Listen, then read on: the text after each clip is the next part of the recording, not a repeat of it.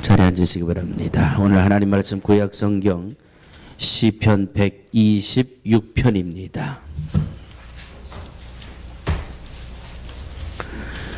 시편 126편 5절 6절 두 절 말씀 암송하시는 분은 바로 암송하셔도 좋겠습니다.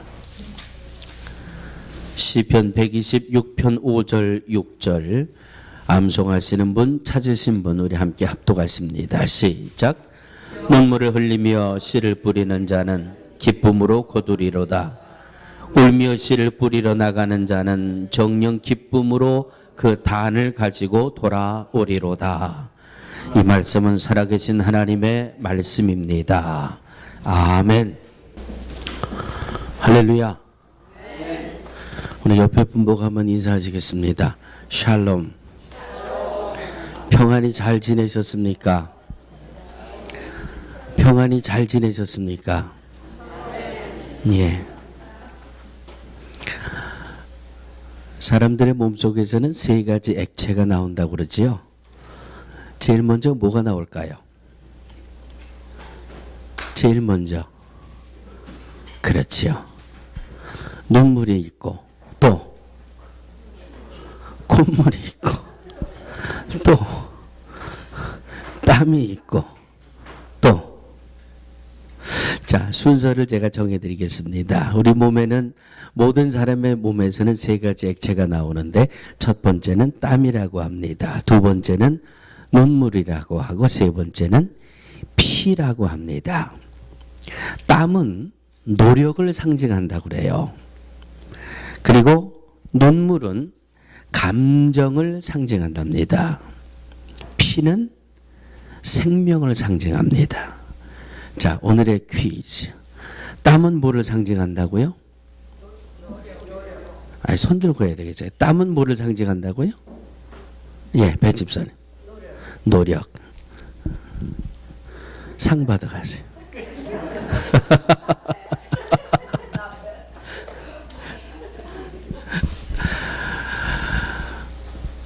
피는 뭘 상징한다고요? 예, 이건 상이 없는 거예요, 이제. 한 번만 해야지 두 번 하면 이제 은혜가 안 돼요. 땀을 흘리는 게 쉬울까요? 두 번째는 뭐라고요? 눈물을 흘리는 게 쉬울까요? 다시. 땀을 흘리는 게 어려울까요? 눈물을 흘리는 게 어려울까요? 그렇죠. 이렇게 말씀의 이 흐름을 보면 대충 이렇게 이 캐첩이 될 텐데 땀을 흘리는 것보다 눈물을 흘리는 게 더 어렵고 눈물을 흘리는 것보다 피를 흘리는 게 더 어렵다고 합니다. 땀은 노력의 상징이고 눈물은 감정의 상징이고 피는 생명을 상징하고 있다. 자, 오늘 말씀은 무엇을 말씀하고 있습니까? 눈물에 대해서 말씀하고 있습니다. 울며 씨를 뿌리러 나가는 자는 눈물에 대해서 우리 몸에 있는 세 가지 액체 중에 우리 눈물에 대해서 한번 말씀으로 은혜를 나눠 보려고 합니다. 자, 눈물에는 과연 몇 종류나 있을까요? 제가 지금까지 살아오면서 가장 많은 눈물을 본 게 1985년입니다. 1985년에 어떤 일이 있었지요? 서른도라고 하는 가수가 일약 대스타가 된 잃어버린 30년이라는 노래가 나온 해예요. 그 해가. 왜 나왔죠? 예. 30여 년 동안 헤어져 있던 가족을 그리워하면서 1985년도에 제1차 남북 가족 상봉이 있었던 해입니다. 그때 얼마나 많은 눈물을 봤는지 몰라요. 얼마나 많은 눈물들을 흘렸는지 몰라요. 보고 싶은 눈물, 정말 이 안타까움의 눈물, 얼마나 많은 눈물을 봤는지 몰라요. 또 어떤 눈물이 있을까요? 운동선수가 열심히 운동을 합니다. 그리고 올림픽에 나갔습니다. 올림픽에 나온 선수들 중에 눈물을 흘리는 것의 종류를 보면 두 가지 종류가 있어요. 하나는 기쁨의 눈물을 흘려요. 금메달을 따고. 또 하나는 어떤 눈물이 있을까요? 억울해서 흘리는 눈물이 있어요. 오늘 왜 이렇게 잘 통하나 보네. 예? 금메달을 딸 수 있는 실력이 충분한 선수가 그냥 아차 실수를 해가지고 금메달을 놓쳤어요. 안타깝다. 안타까워서 눈물을 흘리기도 하고, 어떤 선수는 금메달을 따고 기뻐서 눈물을 흘리기도 하고. 이름이 눈물은 마르지도 않아요. 그냥 어디서 이렇게 눈물이 나는지 끝도 없이 나요. 끝도 없이. 어떤 황제는 자기 눈물을 받는 병이 있었다 그러죠. 그래서 막 눈물이 나올라 그러면 이 시중이 눈물을 담는 병이 있어가지고 너무 그거 가지고 뭐 드라마도 만들었죠. 뭐 용의 눈물이래나. 눈물의 종류가 참 많아요. 그런데 그 눈물을 내가 여러분들이 지금까지 흘린 눈물을 다 모아보면 과연 얼마나 될까요? 양을 떠나서 우리 가치를 한번 따져보시자고요. 한 100분은 될까? 예? 이 눈물의 가치는 말 그대로 nothing이에요. nothing. 아무런 이 눈물을 분석을 해봤답니다. 눈물을 분석해봤더니 물이 이 물기가 90%, 소금이 7%, 단백질이 2%, 점액질이 1% 그렇게 분리가 된대요. 그러니까 이 눈물은요 아무런 가치가 없어요. 값어치가 없어요. 그런데도 이 눈물은 시시때때로 끊임없이 쏟아져 나온단 말이죠. 무엇을 상징한다고요? 감정을 상징한다 그랬어요. 세상에서는 감정에 따라 많은 눈물을 흘리고 아무리 눈물을 많이 흘려도 가치도 없고요. 별로 인정받지도 못하고요. 그런데 이 눈물을 가지고 우리 성경으로 한번 들어와 보시자고요. 이 눈물을 가지고 믿음으로 한번 들어와 보시자고요. 믿음 안에서 세상적으로 아무런 가치가 없는 이 눈물이 믿음 안에서 흘려질 때에 얼마나 놀라운 역사를 이루어내는지, 이 내 눈에 흐르는 눈물을 가지고 믿음 안에 들어와서 오늘 저와 함께 은혜를 나눠 보려고 합니다. 한번 따라해 주시기 바랍니다. 눈물은 아무것도 없는데 분명히 뭔가가 있습니다. 사복음서에 보면 예수님이 3번 눈물을 흘리신 말씀이 나오지요.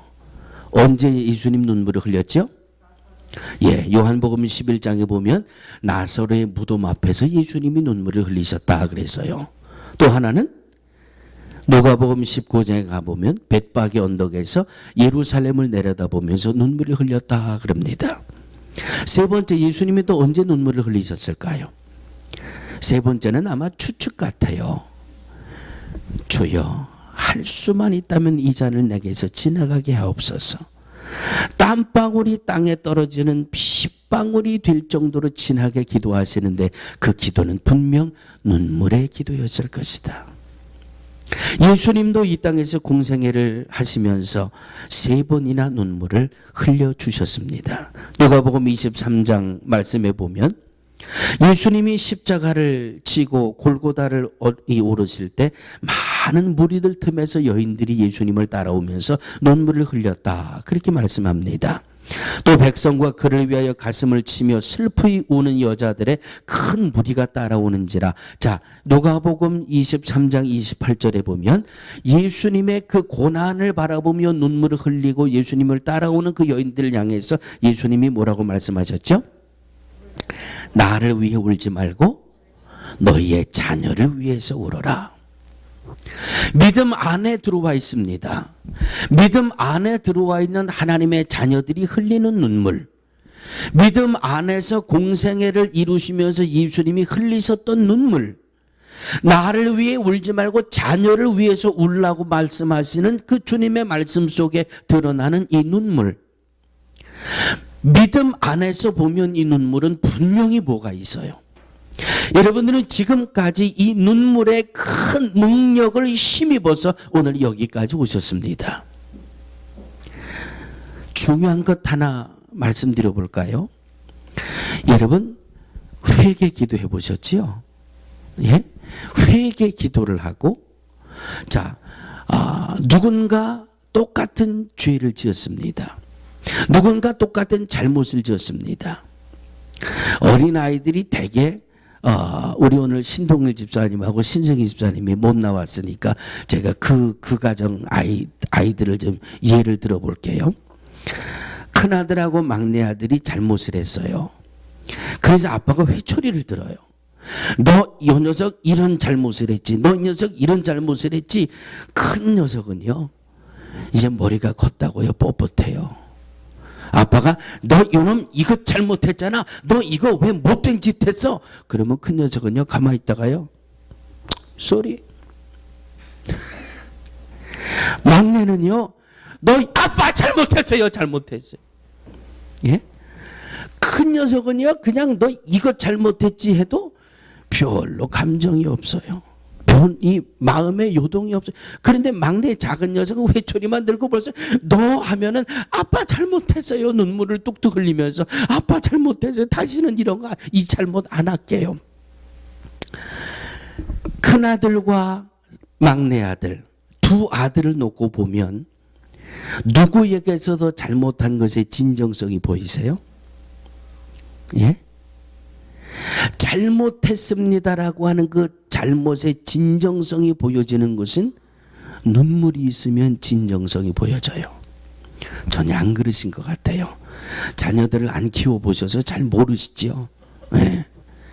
자, 한번 따라해 주시기 바랍니다. 눈물을 흘리는 기도는 죄 사함을 받습니다.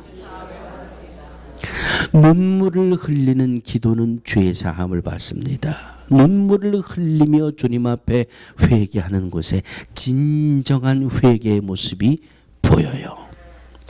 회개를 통회하고 자복한다고 그러잖아요. 사복음서에도 보면 바리새인들은 길거리에 뻣뻣하게 서가지고 두 손을 높이 들고 주님 나는 말씀대로 살았고요. 주님 나는 11조도 했고요. 주님 나는 율법대로 살기 위해 애를 썼습니다. 한쪽 구석에는 누가 있어요? 세리들이 어떻게 하고 있어요? 가슴을 치고 있어요. 주님 내가 죄인입니다. 감히 나는 주님 앞에 설 수도 없는 죄인입니다. 한쪽에서는 주여 한쪽에서는 주여. 회개하는 모습을 가리켜서 통회와 자복이라고 말씀합니다. 통회와 자복은 내가 내 죄를 깨닫고 뉘우치고 그 죄를 하나님 앞에 토설하는 것이 통회와 자복입니다. 내가 내 죄를 깨닫고 내 죄를 뉘우치고 내 죄를 하나님 앞에 토설하는데 눈물이 없을 수가 없지요. 그래서 눈물로 기도하는 그 기도는 첫째로 죄 사함을 받게 된다라고 하는 말씀입니다. 시편 6편 6절입니다. 내가 탄식함으로 곤핍하여 밤마다 눈물로 내 침상을 띄우며 내 요를 적시나이다. 다윗은 이렇게 회개했답니다. 다윗은 밤마다 눈물로 침상을 띄우고 내 요를 적십니다. 사무엘하 12장으로 들어가죠. 사무엘하 12장에 가면 다윗이 이스라엘의 왕이 됐어요. 모든 이스라엘 백성들이 이야 정말 대단한 왕이다. 왕이기 이전에 정말 훌륭한 믿음의 사람이다. 정말 멋진 신앙의 사람이다. 하나님을 사랑하고 하나님의 사랑을 받고 정말 진실하게 하나님을 사랑하는 믿음의 사람이었구나. 온 이스라엘 백성들이 인정하고 박수치고 이 왕이 될 만한 사람이라고 해서 다윗이 왕이 됐어요. 그런데 이 다윗이 자기 속에 있는 이 죄성을 통제하지 못해가지고 죄성을 통제하지 못해서 정욕의 죄를 범하지 않습니까? 그 정욕의 죄를 가리기 위해서 간접적으로 그 여인의 남편을 전쟁터에 나가 죽게 하는 간접 살인죄를 짓게 합니다. 아무도 몰라요. 다윗이 왕이 왜 우리아를 전쟁의 최전방에 세우게 하는지 그 명령을 따라 시행하는 그 장수도 몰라요. 다윗이 그 마음의 죄를 범하고 정욕 앞에 넘어지고 그것을 감추고 가리기 위해서 이 간접적인 살인의 죄를 짓는 것 다윗만 알지 아무도 몰라요. 아무도. 이 죄를 회개하기까지 성경에 보면 하나님이 10달을 기다리셨어요. 10달을. 얼마를 기다리셨다고요? 10달을 기다리셨어요. 다윗은 나름대로 내가 이거 하지 말아야 될 죄를 지었는데 이 죄는 아무도 몰라. 이걸 완전 범죄로 한번 없애버려야 되겠다. 그래서 그 우리아를 보내서 죽게 만들었으니까 이제 완전 범죄예요. 자기는 내가 죄를 범했는지 어쨌는지 아무도 몰라요. 그러니까 내가 죄를 지었다는 걸 새까맣게 잊어버리고 사는 겁니다. 나는 의로운 사람이에요. 나는 믿음의 사람이에요. 나는 신앙의 사람이에요. 나는 이스라엘의 왕이에요. 그런데 한 10달쯤 지나가지고 나단 선지자가 찾아와서 말씀을 하고 있는데 강한 자가 약한 자의 것을 뺏는다. 나단 선지자의 말을 가만 들어보니까 못된 녀석을 하나 말씀하고 있는데 선지자여 그건 참 못된 놈이네요. 그랬더니 나단 선지자가 뭐라고 말씀하세요? 당신이 그라 말이에요. 당신이 그라. 네가 그 짓 하지 않았냐? 다 감추어지고 숨겨진 것 같지만 네가 그 짓 하지 않았니? 하나님이 10달 동안 네가 회개하기를 기다렸는데도 내가 회개하지 않으니까 하나님이 나를 너에게 보내신 거야. 나단 선지자를 통한 하나님의 책망을 듣고 통곡하며 기도하는 이 기도가 시편 51편과 시편 6편 말씀에 가득 채워지고 있습니다. 하나님이여 주는 자비로우시니 내게 은혜를 베푸소서. 주님은 자비가 많으신 분이니 내 죄과를 씻어주소서. 내가 내 죄과를 알고 있으며 내가 지은 죄가 항상 내 앞에 있습니다. 내가 주님을 대적하고 범죄하고 주님의 눈앞에서 악을 행했습니다.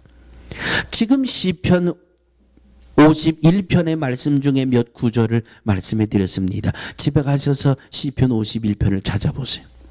하나님 앞에 얼마나 그 죄를 통회하고 자복하고 회개하고 있는지 눈물로 다윗은 자기의 죄를 하나님 앞에 고백하고 있습니다.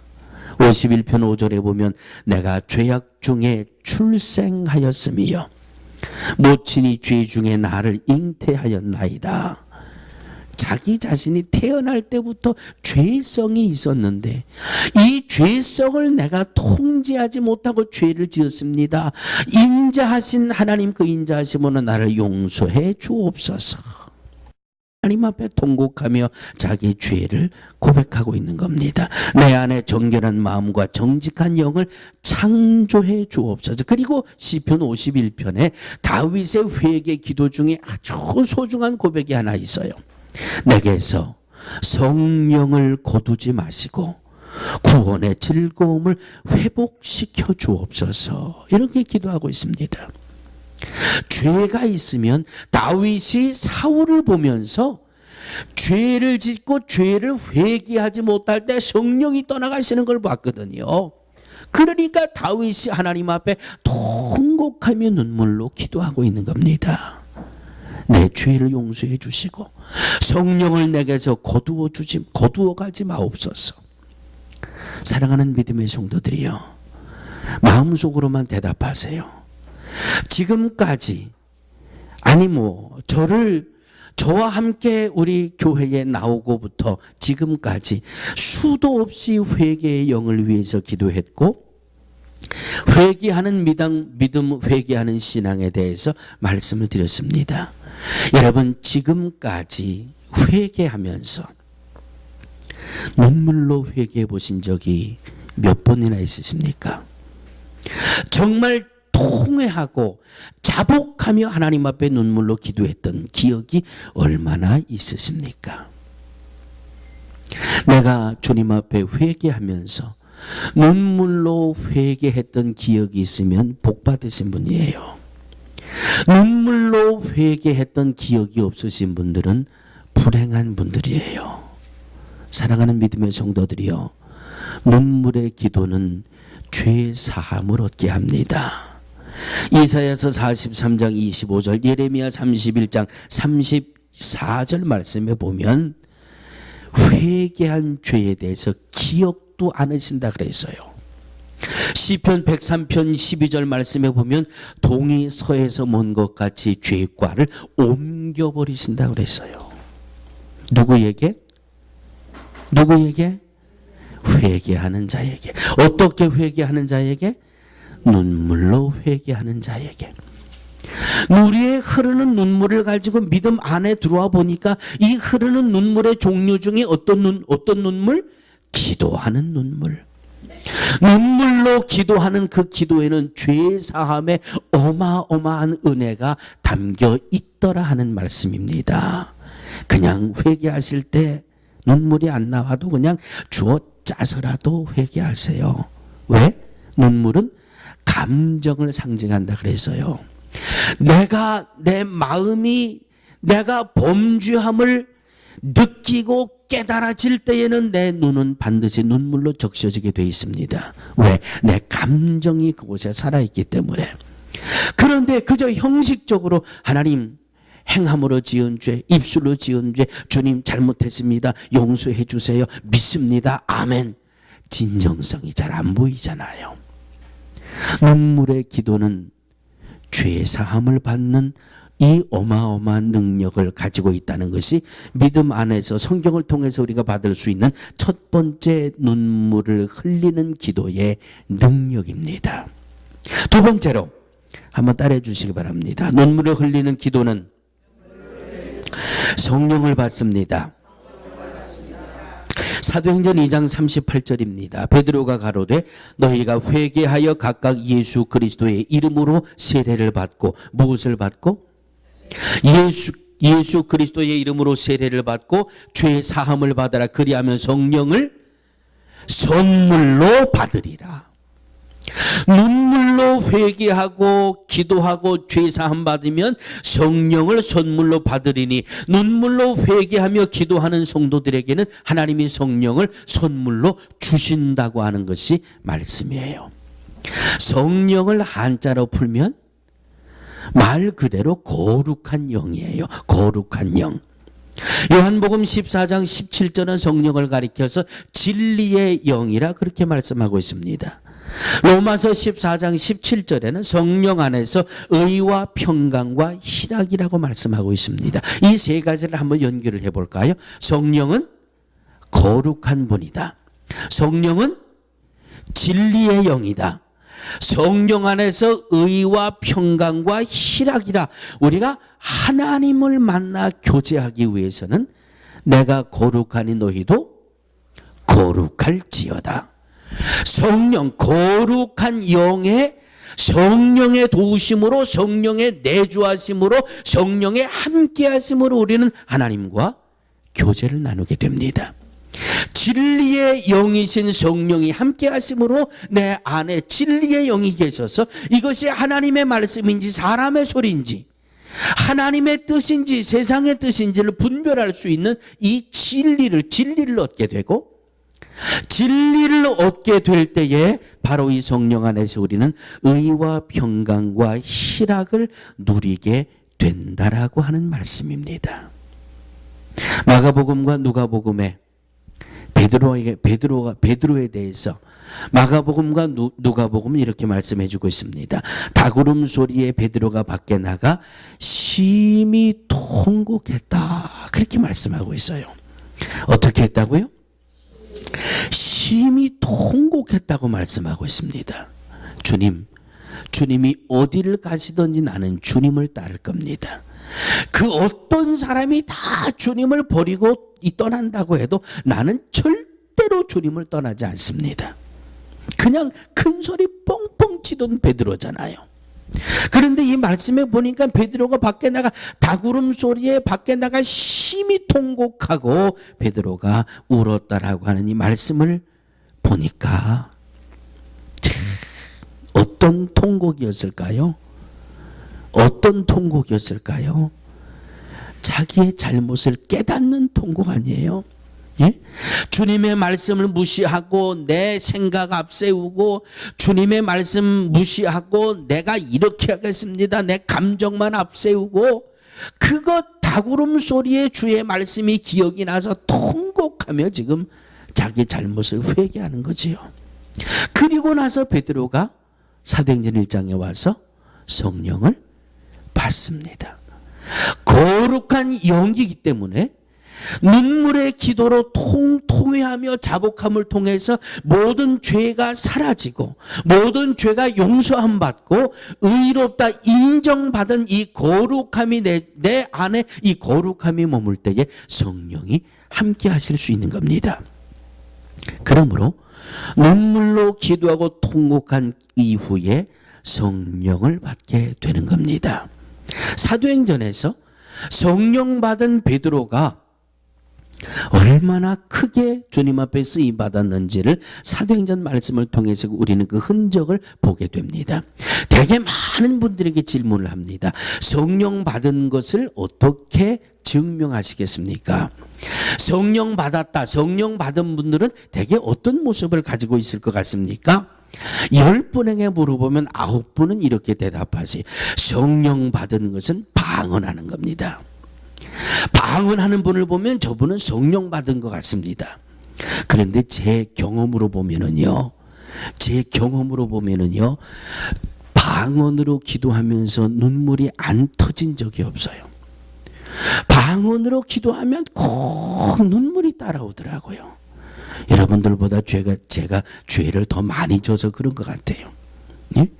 방언으로 기도하다 보면 아픔이 내게 다가오고요. 그 가슴에 진통이 다가오고요.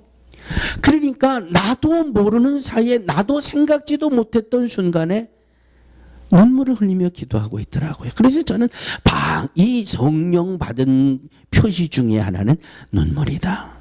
눈물로 기도하는 모습을 보면 성령이 역사하시는구나. 성령이 감동하시는구나. 그래서 기도할 때 여러분들의 모습을 제가 가끔 봐요. 여러분들의 모습을 가만 보면 참 제가 얼마나 답답한지 몰라요. 얼마나 답답한지 몰라요. 저만 해도요. 제가 몇 번 그 말씀 드리잖아요.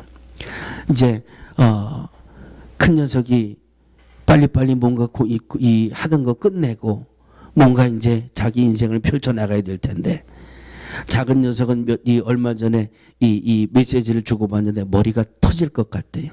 야, 기껏해야 이제 2주나 3주밖에 안 남았다.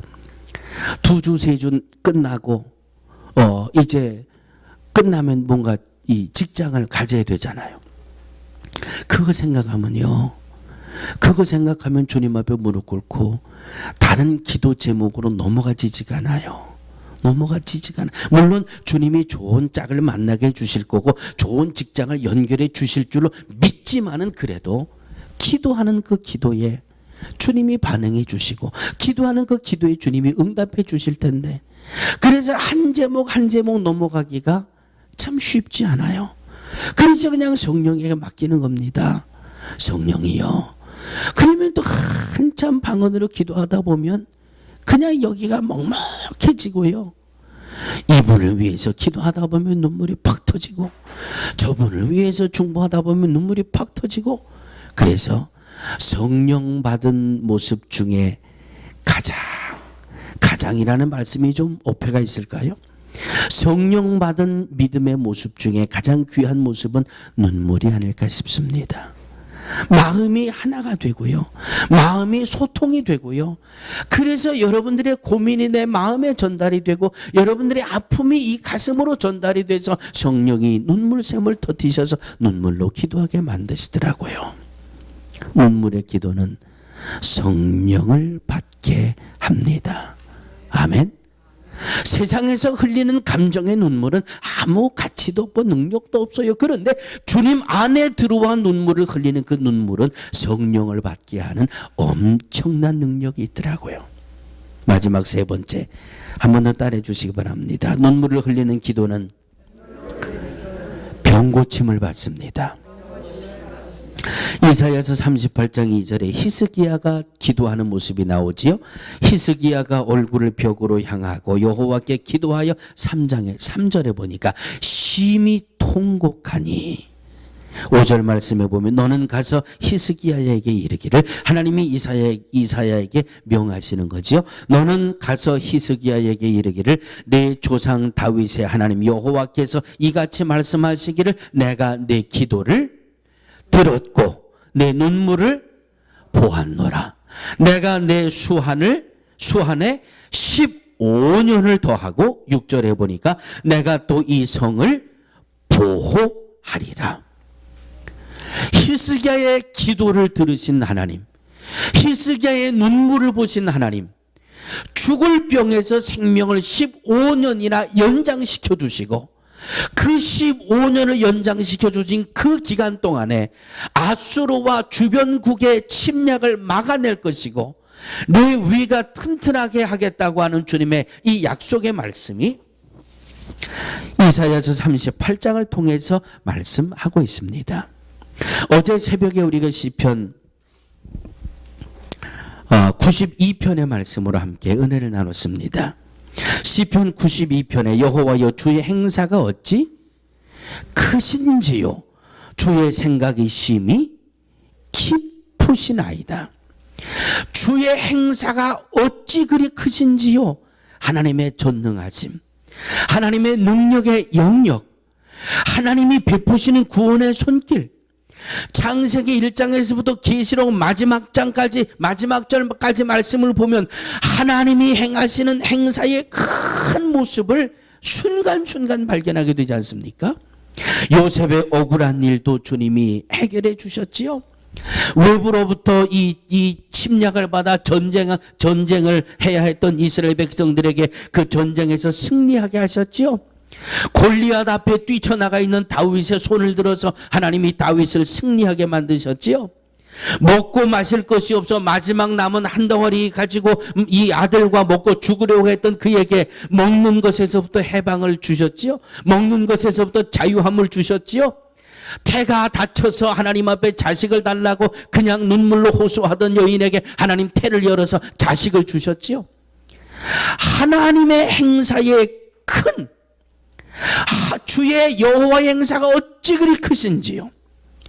주의 생각이 심히 깊으시나이다. 어마어마한 하나님의 능력의 영역 앞에 질병의 치료는 그 많은 것 중에 하나예요.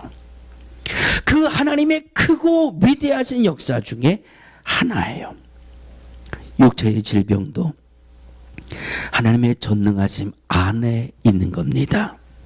두려워하지도 말고 염려하지도 말고 눈물의 기도로 하나님께 맡기는 겁니다. 그러면 주님이 고치십니다. 주님이 치료하십니다. 히스기야를 고치셨던 하나님, 에스겔을 통해서 골짜기에 뒹굴고 있던 마른 뼈들에게 그 뼈들을 일으켜 세워 여호와의 군대를 이루게 하셨던 하나님, 사랑하는 믿음의 성도들이여, 하나님의 능력 앞에 겸손히 아멘으로 화답할 수 있는 우리 모두가 되어지기를 주의 이름으로 축원합니다. 믿음 밖에서 흘려지는 눈물은요, 그저 감정적인 표현밖에 안 돼요. 감정적인 표현은 아무런 가치도 아무런 능력도 이루낼 수가 없어요. 그런데 믿음 안에 들어와 보니까 믿음 안에서 눈물을 흘리고 기도하면 죄 사함을 받고 성령을 받고 질병에서 치료를 받고 눈물로 기도하는 것이 하나님의 크고 위대하신 역사가 열매로 함께한다는 말씀을 우리가 오늘 성경을 통해서 받게 됩니다. 울며 씨를 뿌리러 나가는 자는 기쁨으로 단을 거두어 돌아온다고 말씀하고 있습니다. 주님 안에 많은 눈물을 흘리시기를 주의 이름으로 축원합니다. 주님 앞에 나와 많은 눈물의 기도를 흘리시기를 주의 이름으로 축원합니다. 죄에서 자유함을 받고 성령의 충만함을 받고 하나님의 전능하신 능력 앞에 기도하는 것마다 응답의 열매를 누리며 간증하는 입술들이 되시기를 주의 이름으로 축원합니다. 하나님 감사합니다. 세상 속에는 감정에 따라 눈물을 흘리기도 하고 승리와 실패와 억울함, 눈물을 흘리기도 합니다. 세상에서 흘리는 눈물은 전혀 내 환경을 다스려 주지 못합니다. 주님 안에 나와 믿음 안에 흘려지는 눈물은 주님 앞에 호소하며 간절히 부르짖으며 기도하는 눈물의 기도는 죄에서 자유함을 얻게 하고 성령을 충만히 받게 하고 하나님 모든 문제들로부터 응답의 열매를 받을 수 있는 열쇠가 주님 앞에 나와 흘리는 눈물 안에 있음을 오늘 말씀 속에서 다시 한번 하나님 깨닫습니다. 우리의 신비의 색입니다. 주님 앞에 나올 때마다 눈물로 기도하게 하셔서 하나님의 살아계심을 체험하며 간증하며 증거하며 하루하루를 승리해 나갈 수 있는 우리 모두가 되게 하여 주시옵소서. 예수님의 이름으로 축복하고 기도하옵나이다. 아멘.